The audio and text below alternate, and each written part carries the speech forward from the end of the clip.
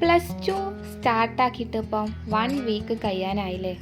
എല്ലാവരും ഒരു ടെൻഷനിലേക്കാരോ, എങ്ങനെ റെക്കോർഡ് കംപ്ലീറ്റ് ആക്കുക, എങ്ങനെ പഠിച്ചോനെ അറിയാ റെക്കോർഡും കംപ്ലീറ്റ് ആക്കണം, പഠിക്കും വേണം, ഹോംവർക്ക് അടുത്ത നാളെ ക്ലാസ്സിലിരുമ്പോൾ ക്വസ്റ്റ്യൻ ചോദിക്കണം, അങ്ങനെ കുറേ ടെൻഷനായിട്ടേക്കാരം ഒരു പ്ലസ് ടു സ്റ്റുഡൻറ്റ് കടന്നു പോകാമെന്ന് നന്നായിട്ട് എക്സ്പീരിയൻസ് ചെയ്തുകൊണ്ട് തന്നെയാണ് ഞാൻ ഈ ഒരു ഡിബേറ്റ് പോലെ അല്ലെങ്കിൽ ഈ ഒരു വർത്തമാനം പോലെ ഞാൻ പറയാമെന്ന് വിചാരിച്ചത്. കാരണം ഞാനും പ്ലസ് ടു കഴിഞ്ഞിട്ടിപ്പോൾ ഒരു വർഷമാവാനായിട്ടുള്ളൂ. എനിക്കും അറിയാം എങ്ങനെയാണ് ആ സിറ്റുവേഷന് കടന്നു പോകുക. ഞങ്ങളൊക്കെ സ്കൂളിൽ അറിയാം ഈ വെക്കേഷനിൽ തന്നെയാണ് റെക്കോർഡ് കംപ്ലീറ്റ് ആക്കാൻ വേണ്ടി പറയുന്നിട്ട് സ്കൂള് ജൂൺ പകുതിയൊക്കെ ആകുമ്പോഴത്തേന് റെക്കോർഡ് ഫുൾ കംപ്ലീറ്റ് ആയിട്ട് വെക്കാനൊക്കെ പറയും. ഒന്നോ രണ്ടോ ചിത്രം മാത്രം വരയ്ക്കാനുണ്ടാവുള്ളൂ, ബാക്കിയൊക്കെ ഞങ്ങൾ കംപ്ലീറ്റ് ആക്കി വെക്കണം. ആ ടെൻഷൻ നന്നായിട്ട് അറിയണോണ്ട് തന്നെയാണ് ഞാൻ ഇങ്ങനെ ഒരു പോഡ്കാസ്റ്റ് പോലെ അല്ലെങ്കിൽ ഒരു വർത്തമാനം പോലെ പറയാമെന്ന് വിചാരിച്ച്. എനിക്ക് പ്ലസ് ടുവിലെ റിസൾട്ട് വന്നപ്പം 26 റിസൾട്ട് വന്നപ്പോൾ എൻ്റെ റിസൾട്ട് 5A+ 1 Aയും പിന്നെ 92% വരും. അത് ചിലവർക്ക് വലിയ മാർക്കൊന്നുമല്ലേ കാര്യം, പക്ഷെ എന്നെ സംബന്ധിച്ചോളം വലിയ മാർക്ക് തന്നെയായിരുന്നു. എനിക്ക് സ്കൗട്ട് ആൻഡ് ഗൈഡിൻ്റെ ഗ്രേസ് മാർക്കും ആഡ് ചെയ്തിട്ടുണ്ട്. ചിലപ്പോൾ ഇത് പറയുന്ന കേൾക്കുന്ന ആൾക്കാർക്ക് ഗ്രേസ് മാർക്കൊക്കെ കിട്ടിയിട്ടല്ലേ മാർക്ക് വാങ്ങിയിട്ടുള്ളത്, അല്ലാതെ വാങ്ങാൻ കഴിയൂല എന്നൊക്കെ. എനിക്ക് സ്കൗട്ട് ആൻഡ് ഗൈഡ് മാർക്കില്ലെങ്കിൽ 89% ഉണ്ടാവും. പക്ഷേ സ്കൗട്ട് ആൻഡ് ഗൈഡ് മാർക്ക് വാങ്ങിയത് ഞാൻ ഒരിക്കലും മോശമാണെന്ന് വിചാരിക്കുന്നില്ല. കാരണം സ്കൗട്ട് ആൻഡ് ഗൈഡ് കൂടിയ ഒരാൾക്കറിയാം അതിൻ്റെ ബുദ്ധിമുട്ട് എന്താണെന്ന്. കാരണം ഓല് പറയുമ്പോൾ തന്നെ റെക്കോർഡ് കംപ്ലീറ്റ് ആക്കണം. ഇപ്പോൾ ഈ നാളെ എന്ത് എക്സാം ഉണ്ടെങ്കിലും ടെസ്റ്റ് ഉണ്ടെങ്കിലും നമ്മൾ ആ യൂണിഫോം ഇട്ട് വരണം. ആ യൂണിഫോം ഇട്ട് വരേണ്ട അത്ര ചടപ്പില്ല പരിപാടി വേറെയില്ല. കാരണം എല്ലാ കുട്ടികളും നല്ല മറ്റേ യൂണിഫോമൊക്കെ ഇട്ടിട്ട് നമ്മൾ മാത്രം മറ്റേ നീല യൂണിഫോം. എനിക്കാണ് ആ യൂണിഫോം ഇഷ്ടമേ ഇല്ലേനു. അങ്ങനെ ആ യൂണിഫോമൊക്കെ ഇട്ടിട്ട് ഒരു ക്യാമ്പ് പറയുമ്പോൾ നമ്മൾ അത്രയും ദിവസത്തെ കാര്യങ്ങളൊക്കെ മാറ്റി വെച്ച് വേറൊരു സ്കൂളിൽ പോയി ചെയ്യണം. NSSന് സ്കൗട്ട് ആൻഡ് ഗൈഡിനെ കമ്പയർ ചെയ്യുമ്പോൾ NSSകാർക്ക് ഓൾക്ക് സെലക്ട് ആയി കഴിഞ്ഞാൽ പിന്നെ സാർമാർ വിളിക്കുന്ന സമയത്ത് പോയാൽ മതി. പക്ഷേ ഓൾക്ക് ക്യാമ്പായാലും കുറച്ച് അടിച്ച് പൊളിച്ച് ക്ലീനാക്കി പോന്നാൽ മതി. പക്ഷേ സ്കൗട്ട് ആൻഡ് ഗൈഡ്സിൻ്റെ കാര്യം അധികമല്ല. സ്കൗട്ട് ആൻഡ് ഗൈഡ്സ് എന്ന് പറയുമ്പോൾ ഓലാടെ പഠിക്കണം. ഓല് തരുന്ന ക്യാമ്പിന് പോകുമ്പോൾ കുറേ നോട്ടും കുറേ എന്തൊക്കെയൊക്കെ ഉണ്ടാകും, എനിക്കിപ്പോൾ മറന്നുപോയി. അങ്ങനെ അതൊക്കെ പഠിക്കണം. എന്നിട്ട് അത് എക്സാം ഉണ്ടാവും. പ്ലസ് ടു ലാസ്റ്റൊക്കെ എത്തുമ്പോൾ അതിന് എക്സാം ഉണ്ടാവും. അപ്പം അതിന് വേറെ ക്യാമ്പ് അതൊക്കെ വരും. ഈ പ്ലസ് ടു ആകുമ്പോൾ സ്കൗട്ട് ആൻഡ് ഗൈഡ് ഒരു സ്റ്റുഡൻ്റ് ആണ് എന്നുള്ള രീതിയിൽ പറയാം. അപ്പോൾ അതൊക്കെ ചെയ്ത് കഴിഞ്ഞ് നമുക്ക് ആ മാർക്ക് കിട്ടുമ്പോൾ എല്ലാവരും പറയും അതൊക്കെ എനിക്ക് ഫ്രീ ആയി കിട്ടിയതിൽ എനിക്ക് തീരെ യോജിക്കാൻ കഴിയില്ല. കാരണം സ്കൗട്ട് ആൻഡ് ഗൈഡ് എന്ന് പറയുമ്പോൾ ഒരു വലിയൊരു ബുക്ക് ഫുള്ള് നമ്മൾ കംപ്ലീറ്റ് ചെയ്തുണ്ടാക്കണം. അതിനു വേണ്ടി പഠിക്കണം. അതിൻ്റെ ഓരോ കാര്യങ്ങളും ഓരോ മുക്കും മൂലങ്ങൾ പഠിച്ചിട്ട് ആ ടീച്ചേഴ്സ് എന്തൊക്കെ ഇൻ്റർവ്യൂ ചെയ്യുമ്പോൾ പറയണം. ഞാൻ ഗ്രേസ് മാർക്ക് കിട്ടിയവർ താഴ്ത്തി പറയുന്ന കുറേ ആൾക്കാരുണ്ട്, നമ്മൾ ഇൻസ്റ്റയിലും യൂട്യൂബിലൊക്കെ കാണുന്നതാണ്. അപ്പം അതിൽ ആൾക്കാർ പറയുമ്പോൾ എനിക്ക് ഇങ്ങനെ ഓലോട് കൊടുക്കാൻ തോന്നുക. 520 പേര് ഒരു സ്കൂളിലുണ്ടെങ്കിൽ അതിൽ 20-25 കുട്ടികൾക്ക് മാത്രം കിട്ടുന്ന ഭാഗ്യമാണ് ഗ്രേസ് മാർക്കായിട്ടുള്ള NSS, NCC, SPC, scout and ഗൈഡിനൊക്കെ. അങ്ങനെ കിട്ടുന്ന സെലക്ട് ആയിട്ട് കിട്ടുന്ന മാർക്ക് ഇവർ എങ്ങനെയാണിത് അങ്ങനെ കിട്ടിയതല്ലേ എന്ന് പറഞ്ഞാക്കുന്നത്. പഠിച്ച് വാങ്ങുന്നവരോട് ഞാൻ ഒരിക്കലും ഡിബേറ്റിന് വരുന്നില്ല. പഠിച്ച് വാങ്ങുന്നവർ ഞാൻ താഴ്ത്തി പറയുകയില്ല.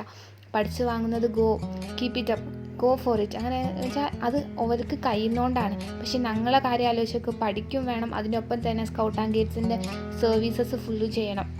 എന്നിട്ട് അത് മാർക്ക് കിട്ടുമ്പോൾ അത് മാർക്ക് ആഡായുമ്പോൾ ഓല് പറയും അത് എനിക്ക് അങ്ങനെ കിട്ടിയതല്ലേ, നിങ്ങൾക്ക് ഇങ്ങനെ കിട്ടിയതല്ലേ പറയുമ്പോൾ ഭയങ്കര ഹേർട്ടാവുന്നുണ്ട്. പക്ഷെ നമ്മളതൊക്കെ അടക്കി പിടിക്കും. അങ്ങനെ അപ്പം എന്താ പറഞ്ഞതെന്ന് വെച്ചാൽ എനിക്ക് അങ്ങനെയൊരു മാർക്ക് ഉണ്ടായിരുന്നു. എനിക്ക് 83% പ്ലസ് 1 മാർക്ക് ഉണ്ടായിരുന്നു. അത് ഇമ്പ്രൂവ് ചെയ്തിട്ടാണ് ഞാനത് 89% ആക്കിയിരുന്നു. അത് ഞാൻ പോക്കാതെ പ്ലസ് 2 എനിക്ക് വാങ്ങി. പക്ഷേ പ്ലസ് സ്കൗട്ട് ആൻഡ് ഗൈഡിൻ്റെ മാർക്ക് വന്നിട്ട് 92% കിട്ടി. 92.17% എൻ്റെ മാർക്ക്. അത് എങ്ങനെയാണ് ഇമ്പ്രൂവ്മെൻറ്റിനും വേണ്ടി ഞാൻ പഠിച്ചത് എന്ന് ഞാൻ അടുത്ത വ്ളോഗിലോ അടുത്ത ലോങ് ഫോർമാറ്റ് വീഡിയോയിൽ ഞാൻ പറഞ്ഞു തരുന്നു. അങ്ങനെ നിങ്ങൾ ഈ വീഡിയോസിൽ കണ്ടപ്പോൾ ഞാൻ ആസ് എ ആവറേജ് സ്റ്റുഡൻ്റ് ആയിരുന്നു. എനിക്ക് ഇവിടുന്ന് വീട്ടിൽ നിന്ന് 7:30 ആകുമ്പോഴത്തേന് വീട്ടിൽ നിന്ന് ഇറങ്ങണം. എന്നിട്ട് ഞാൻ സ്കൂളിലെത്തുന്നത് 9 മണിക്ക് സ്കൂളിൽ സ്റ്റാർട്ടാക്കിയ നോർമൽ എങ്ങനെയാണ് സാധാ പോലെ ഞാൻ ക്ലാസ് കേട്ടിരുന്നത്. നിങ്ങൾക്ക് ഞാനിപ്പോൾ ഈ വീഡിയോൻ്റെ ലാസ്റ്റിലേക്ക് ആകുമ്പോൾ ഞാൻ എൻ്റെ ക്വസ്റ്റ്യൻ പേപ്പേഴ്സ് കാണിക്കുന്നുണ്ട്. ആൻസർ പേപ്പർ കാണുമ്പോൾ നിങ്ങൾക്ക് മനസ്സിലാവും ഞാൻ അങ്ങനെയാണ്. എനിക്ക് എൻ്റെ മാർക്ക് കണ്ടാൽ മനസ്സിലായി അത്ര ടോപ്പ് ആയിട്ടുള്ള സ്റ്റുഡൻറ്റും ബിലോ ആവറേജ് ആയിട്ടുള്ള സ്റ്റുഡൻറ്റും അല്ല, എബോവ് ആവറേജ് ആയിട്ടുള്ള സ്റ്റുഡൻറ്റും അല്ല, ഒരു മിഡ് ആയിട്ടുള്ള സ്റ്റുഡൻറ്റേനും. അതുകൊണ്ട് എൻ്റെ മാർക്ക് കേൾക്കുമ്പോൾ മാർക്ക് കാണുമ്പോൾ നിങ്ങൾക്ക് മനസ്സിലാവും ഞാൻ എങ്ങനത്തെ സ്റ്റുഡൻ്റ് ആയിരുന്നു. അങ്ങനെ വലിയ പഠിപ്പിയൊന്നുമല്ലേനു, നോർമൽ ആവറേജ് സ്റ്റുഡൻ്റ് തന്നെയായിരുന്നു കേട്ടോ. പക്ഷെ ഞാൻ കുറേ കാര്യങ്ങൾ ഫോളോ ചെയ്തതിൻ്റെ റിസൾട്ടായിട്ടേക്കാരം മേ ബി എൻ്റെ +2 റിസൾട്ട് വന്നപ്പോൾ എനിക്ക് അത്രയെങ്കിലും ഗ്രേഡ് കിട്ടിയത് എന്ന് പറയാം. എനിക്ക് മാത്സിന് 2 മാർക്കിനാണ് A+ പോയത്.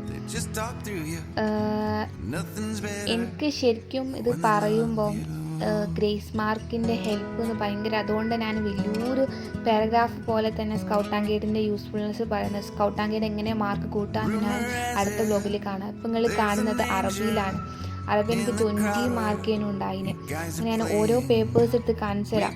എനിക്ക് ഏറ്റവും ഇഷ്ടപ്പെട്ട വിഷയമാണ് ബയോളജി. ബയോളജീൻ്റെ സാറുമാരും എനിക്ക് ഇഷ്ടമായിരുന്നു, സാറുമാർക്ക് എന്നെ ഇഷ്ടമായിരുന്നു. കാരണം എനിക്ക് ബയോളജി ക്ലാസ് കേൾക്കാനായതും ഞാൻ ഉദ്ദേശിച്ചത് അങ്ങനെയല്ല. നിങ്ങളിപ്പം ക്ലാസ് ഇപ്പോൾ സ്റ്റാർട്ടിങ് ആയിട്ടുള്ള +2 സ്റ്റുഡൻസ് കണ്ടിട്ടുള്ള ചാപ്റ്റേഴ്സ് എന്ന് പറഞ്ഞാൽ സെക്ഷൽ റീപ്രൊഡക്ഷൻ ഓഫ് ഫ്ലവറിംഗ് പ്ലാന്റ്സും ഹ്യൂമൻ റിപ്രൊഡക്ഷൻ ഏക്കാരം. അതൊക്കെ കണ്ടിട്ട് നിങ്ങൾ ഒരിക്കലും ബയോളജി സിമ്പിളാണെന്ന് വിചാരിക്കരുത്. കാരണം ഇനി അങ്ങോട്ടേക്ക് പോകുമ്പോൾ ഭയങ്കര ടഫസ്റ്റ് ആയിട്ടുള്ള ചാപ്റ്റേഴ്സ് വരുന്നുണ്ട്. അതൊക്കെ നിങ്ങൾ കാണുമ്പോൾ നിങ്ങൾ കണ്ണിൽ ഈച്ച പാറിപ്പോകും പറയൂല, അങ്ങനെ ടഫായിട്ടുള്ള ഓരോ പേപ്പേഴ്സാണ് ബയോളജിയിൽ വരുന്നത്.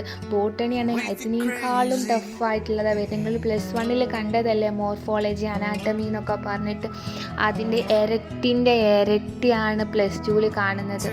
ഞാൻ പിന്നെ കെമിസ്ട്രീൻ്റെ കാര്യമാണെങ്കിൽ കെമിസ്ട്രി ഭയങ്കര പണിയുണ്ട്. നമ്മൾ ഇത് പഠിക്കാൻ, ഓർഗാനിക് ചാപ്റ്റേഴ്സ് പഠിക്കാൻ. ഓർഗാനിക് ചാപ്റ്റേഴ്സിൻ്റെ പ്രശ്നം എന്ന് വെച്ചാൽ കുറേ പേരുണ്ട്. നമ്മൾ പറയൂലേ എന്ത് ഈ പേരൊന്ന് കാണാതെ പഠിക്കാൻ, നമ്മൾ സുവോളജി അങ്ങനെ പറയൽ കുറേ സയൻറ്റിഫിക് നെയിംസൊക്കെ കാണുമ്പോൾ ഇതെങ്ങനെ പഠിക്കുക, ആ സംഭവമാണ് നമ്മൾ ശരിക്കും ഇതിൽ കാണുക. കെമിസ്ട്രി ഭയങ്കര ടഫാണ്. കെമിസ്ട്രി എങ്ങനെയെന്ന് വെച്ചാൽ നമ്മൾ പറയൂലേ ഇതൊക്കെ എങ്ങനെ റബ്ബേ, അങ്ങനെ കുറേ എന്തൊക്കെയോ പേര് ഗബ്രിയൽ താലമൈഡ് റിയാക്ഷൻസ് എനിക്കെന്ന് വെച്ചാൽ ഓർമ്മയില്ല. ഞാൻ എക്സാമിന് വേണ്ടിയിട്ട് മാത്രം പഠിച്ചു പോയ ആളേനു. എനിക്ക് ഞാൻ എന്തൊക്കെയും ഞാൻ ചെയ്തീനിന്ന് എനിക്ക് യാതൊരു ഓർമ്മയില്ല. ഞാനൊക്കെ എങ്ങനെയാണ് പഠിച്ചിന്. പക്ഷെ ഞങ്ങളെ സ്കൂളത്തെ സാർ അടിപൊളിയേനു. ഞാൻ ട്യൂഷനിലൊന്നും പോവാതേനു കേട്ടോ പഠിച്ചിന്. ട്യൂഷന് പോകണത് ഞാൻ ഒരിക്കലും കുറ്റം പറയല്ല. എനിക്ക് പറയാനുള്ളത് ആസ് എ ആവറേജ് സ്റ്റുഡൻറ്റിനോടൊക്കെ പറയാനുള്ളത് ഒരിക്കലും ചാപ്റ്റേഴ്സ് കംപ്ലീറ്റ് ആയി പഠിക്കണം. അങ്ങനെ വെച്ചിട്ട് ആരും പഠിക്കാൻ പോകരുത്. ആവറേജ് സ്റ്റുഡൻറ്റിനോടാണ് പറയുന്നത്. അത്യാവശ്യം 90% എബോവ് മാർക്ക് വാങ്ങണമെന്നുണ്ടെങ്കിൽ ഒരിക്കലും നിങ്ങൾ ചാപ്റ്റേഴ്സ് ഫുള്ള് പഠിച്ച് തീരണം. നിങ്ങൾ വാശി പിടിക്കരുത്. എനിക്കെൻ്റെ ഇംഗ്ലീഷിലാണ് ഏറ്റവും കൂടുതൽ മാർക്ക് കുറവിൽ. ഇംഗ്ലീഷിൻ്റെ ഞാൻ ചെയ്ത കാര്യം എന്താണെന്ന് വെച്ചാൽ ഞാനെൻ്റെ നോട്ട് ഉണ്ടാക്കും. അതിന് വേണ്ടിയിട്ട് ചെറിയ ഷോർട്ട് നോട്ട്സ് ഉണ്ടാക്കും. അത് പഠിക്കും. ഓരോ പോയിൻറ്റ്സ് ഞാൻ മനപ്പാടാക്കും. എന്നിട്ട് അത് ഞാൻ പോയിട്ട് ഒരു പാരഗ്രാഫ് പോലെ എഴുതും. അത് എക്സാമിന് പോയി എഴുതും. അതിന് ഞാൻ ചെയ്തിനി. എനിക്ക് പറയാനുള്ളത് ടോപ്പിക് വൈസ് പഠിക്കുക. പ്രീവിയസ് ഇയർ ക്വസ്റ്റ്യൻ നന്നായിട്ട് നോക്കുക. നമ്മളിങ്ങനെ പറയും മെറ്റീരിയൽ കിട്ടിയാൽ മതി, ഓരോ ചാപ്റ്റർ വൈസിൻ്റെ മെറ്റീരിയൽ കിട്ടിയാൽ മതി, അപ്പോൾ തന്നെ നല്ല മാർക്ക് കിട്ടും, അങ്ങനെയൊക്കെ പറയും. പക്ഷെ ഒരിക്കലും പറയുന്നില്ല അങ്ങനത്തെ മെറ്റീരിയൽ വാങ്ങണമെന്നൊന്നും. നമ്മൾ ഗൂഗിളിൽ പോയി സെർച്ച് ചെയ്താൽ തന്നെ കുറേ പേപ്പേഴ്സ് കാണും +2ൻ്റെ. അത് നോക്കിയാൽ തന്നെ അതിലുണ്ടാകും കുറേ. ഇപ്പോൾ നമ്മൾ 10 ചാപ്റ്റേഴ്സ് കംപ്ലീറ്റ് ആയെന്നുണ്ടെങ്കിൽ ആ 10 ചാപ്റ്റേഴ്സിന് വരുന്ന ക്വസ്റ്റ്യൻസ് ഫുള്ള് നോക്കുക. എന്നിട്ട് അത് നമ്മളെന്താക്കുക, അത് നമുക്ക് കിട്ടുന്നുണ്ടോ അത് നോക്കുക. ഞാനെൻ്റെ +2 എക്സാമിൻ്റെ സമയത്ത് രാവിലെ ഒരു 9 മണിക്ക് സ്റ്റാർട്ട് ചെയ്യാണെങ്കിൽ രാവിലെ നീച്ച് പഠിക്കാൻ നിൽക്കില്ല. രാവിലെ നീച്ച് ഞാൻ ക്വസ്റ്റ്യൻ പേപ്പർ നോക്കും. ക്വസ്റ്റ്യൻ പേപ്പർ ഗൂഗിളിൽ പോയി ഡൗൺലോഡ് ചെയ്തിട്ട് ആദ്യം നിങ്ങൾക്ക് കിട്ടുന്നുണ്ടോ, ആ ക്വസ്റ്റ്യൻ വന്ന് ഞാൻ എങ്ങനെ എഴുതും അതിന് ഞാൻ നോക്കീനി.